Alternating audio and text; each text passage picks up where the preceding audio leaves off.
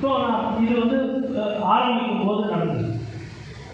ரெண்டாவது பார்த்தீங்கன்னா, இது வழக்கு கோர்ட்டுக்கு போகுது. நான் வந்து கோர்ட்டுக்கு போடுறேன். முதல்ல மனுவெல்லாம் தாக்கல் செஞ்சேன். முதல் தாக்கல் செஞ்சு அப்படியே வந்து ஒரு நடைமுறைக்கு வரப்போகுது. கோர்ட்டின் நடைமுறைக்கு வந்து ஒரு கோர்ட்டில் என்ன பண்ணுறாங்க, அறிக்கைகள்லாம் தாக்கல் செய்யணும், தலைமை நீதிபதி உத்தரவு போடுறாங்க. நம்ம வழக்கு போடுறது வந்து ரெண்டாவது. இதற்கு முன்னால் வேறு ஒருவர் வழக்கு தாக்கல் செஞ்சிருக்கார். அதை பற்றி நமக்கு தெரியாது. அவரும் கோர்ட்டுக்கு போயிருக்காரு. ஆனால் அவருடைய வழக்கு பின்னால் வருது, நம்மளுடைய வழக்கு முன்னால் வருது. நம்மளுடைய வழக்கை நான் வந்து அவரை கொலை சொல்றேன். அவரும் நல்ல எண்ணத்தோட தான் கோர்ட்டுக்கு போயிருக்காரு. நல்ல அவருக்கும் அந்த கருத்தளித்தனமான எண்ணங்கள் இருக்கு. ஆனால் ஏதோ ஒரு காரணத்திற்காக வல்லல் பெருமான் இவர்கள் இதை செய்து முடிப்பார்கள் என்ற ஒரு முறை தேர்ந்தெடுத்து அவரை தான் என்னுடைய ஒரு ரெண்டாவதாக நாங்கள் போட்டோம். ரெண்டாவது போட்டோம் தெரியாது. ஆனால் எங்களுடைய வழக்கு உடனே நம்பலாகி தலைமையினுடைய கோர்ட்டுக்கு வந்துருச்சு. அன்னைக்கு வந்து ஒரு பெரிய வாதம் நடந்து தலைமை ஒத்துக்கவே இல்லை. அது ஒரே ஒரு கருத்தை ஒன்று சொன்னேன். வேறு ஒரு மதத்தினர் ஒன்று கூடி இறைவனை திறந்த வழியிலிருந்து தரிசிக்கும் போது அவர்களுக்கு நாம் அது சரி என்று சொல்லும்போது, ஏன் இதுவும் இந்த மதத்தினரும் நிர்வாகம் செய்யும் போது நம்ம செய்யக்கூடாது அப்படின்னு கேட்கும்போது தலைமைக்கு ஒரு சரி ஏதோ பாயிண்ட் போட்டுக்கிட்டு, சரி இதில் வந்து கவர்மெண்ட் அறிக்கை தாக்கல் செய்யணும் அப்படின்னு நம்மளுக்கு ஆர்டர் பண்ணுறாங்க. 4 நாட்கள் கழித்து முதலில் தாக்கல் செய்வதனுடைய வழக்கு பின்னாடி வருது. 4 நாட்கள் கழித்து அப்போது தலைமை நீதிபதி என்ன சொல்கிறாரு, அந்த வழக்கு தான் முதல்ல வந்துருச்சு, அதெல்லாம் உத்தரவு போட்டிருக்கோமே, ஏன் இந்த மற்றொரு வழக்கு தாக்கல் செய்யுது, இது வந்து வேணும்னே நீங்கள் வந்து அட்வர்டைஸ்மெண்ட்டாக போட்டிருக்கீங்களான்னு சொல்லி அந்த நண்பருக்கு 1 லட்சம் ரூபாய் தண்டனை காசு விதித்து, நீ 1 லட்சம் ரூபா கட்டினால்தான் நான் கேஸ் எடுத்துப்பேன்னு சொல்லி அந்த மாதிரி கேட்டு. ஸோ ஆரம்பிக்கும் போதே இது மாதிரிலாம் நடந்து ஒரு பெரிய விளைவு. ரெண்டாவது சொல்கிறேன், இந்த வழக்கு வந்து கோர்ட்டில் வந்து நடக்கணும். டிவிஷன் பெஞ்சில் 2 பெரிய நீதிபதிகள் கேட்குறாங்க. எப்போனா இதுக்காக தேதியை பற்றி ஒதுக்கி வச்சு லீவ் சமயத்தில், அதாவது கோர்ட்டெல்லாம் வந்து மே மாதத்தில் இயங்காது, அந்த சமயத்தில் பொறுமையாக இந்த வழக்கை விசாரிக்க வேண்டும் என்று 2 நீதிபதிகள் சென்னை உயர்நீதிமன்றத்தில் இதுக்காக தேதியை ஒதுக்காங்க. அன்னைக்கு வந்து மே 10, 2024 அன்றைக்கி ஒதுக்கினாங்க. எல்லாம் போகிறோம். காலையில் 10:30 மணிக்கெலாம் கூடிடுச்சு. ஆரம்பத்திலேருந்து நானும் இந்த வழக்கு சம்பந்தமாக அந்த நீதிபதின்றவர் வந்து மிக புலமை வாய்ந்த வரலாறின் தத்துவங்களை அனைத்தும் தெரிந்து பாடல்கள் அத்தனையும் மனப்பாடம் செய்து நான் என்ன சொல்கிறேனோ அதெல்லாம் வந்து இது தவறு, இது சரி, இது தவறு என்று பலவிதமான தர்க்கங்களை சொல்லியிருக்கார். அந்த மாதிரி நீதிபதி நடத்துறது நமக்கு நம்ம ஒரு பெருமையாக இருக்கு.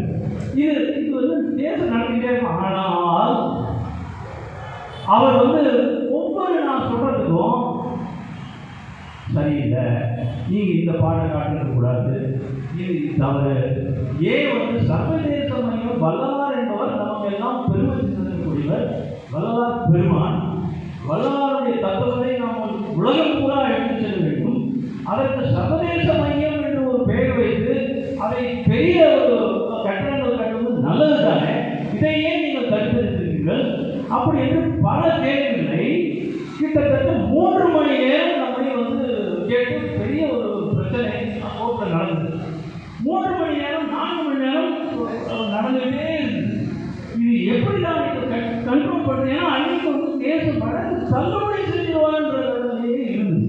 கிட்டத்தட்ட மணி 3 மணி காலையில் 10:30 மணிக்கு துவங்கிய வாதங்கள் மதியம் 3 மணி வரை தொடர்ந்து நடந்தது. அது எல்லாமே வந்து பெருமானார்களுடைய அனுகிரகத்தை நான் மட்டும்தான் செய்யறதுக்கு நீதிபதி அனுப்பிச்சார், வேற காலையெல்லாம் அனுப்பிங்க.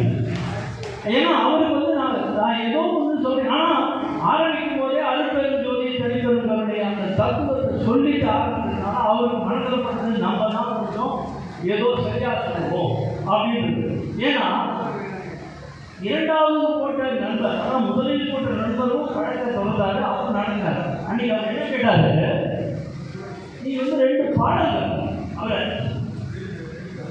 மனதார் 2 பாடல்கள் நீ சொல்லு, வளரார் சொல்ற பாடல்களை நான் வந்து ஒத்துக்கிறேன், உன்னுடைய வழக்கு சரியா தவறா அப்படின்னு. அவர் வந்து ரொம்ப நாளாக வலுவார் தத்துவங்களை நடைமுறைப்படுத்திக் கொண்டிருக்கிறார். நிறையா கேள்விப்பட்டேன்.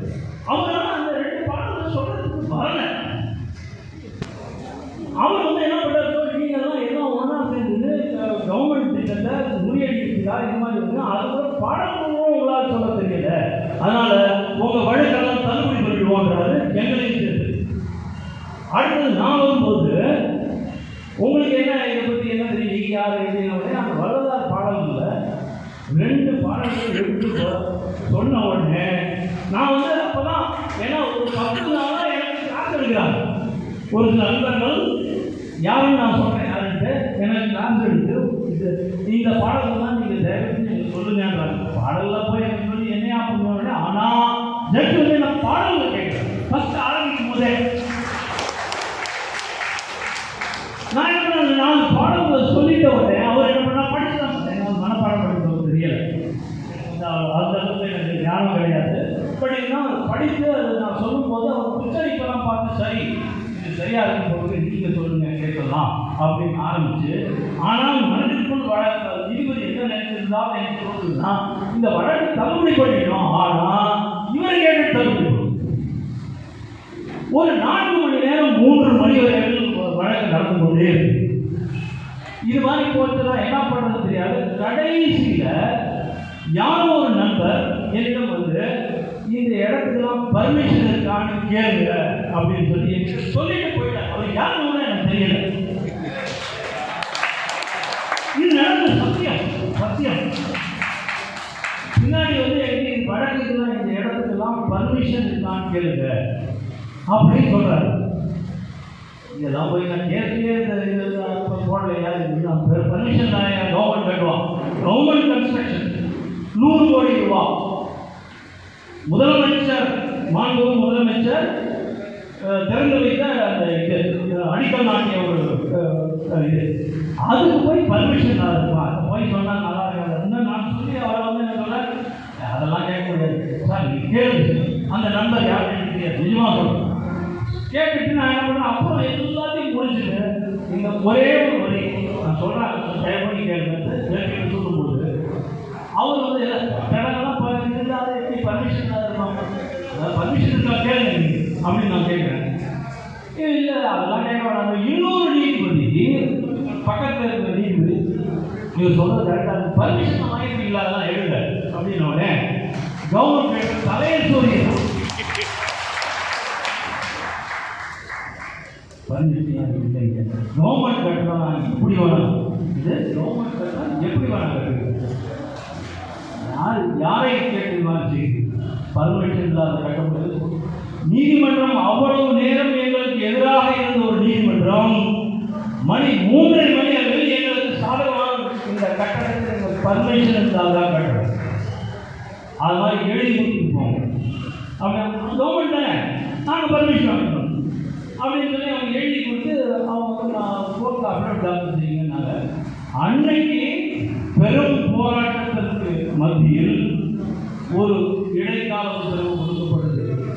4 மாத போராட்டத்திற்கு பிறகு அன்றுதான் இந்த கட்டடத்தை கட்ட வேண்டும் என்றால் தகுந்த பர்மிஷன்ஸ் எல்லா அத்தாரிட்டிஸும் எல்லா ஆஃபீஸர்ஸையும் வாங்கிட்டு நீங்கள் வந்து கட்டடம் அது வரைக்கும் கட்டக்கூடாது அப்படின்னு 10/5/2024 மாநில சென்னை உயர்நீதிமன்றம் உத்தரவு.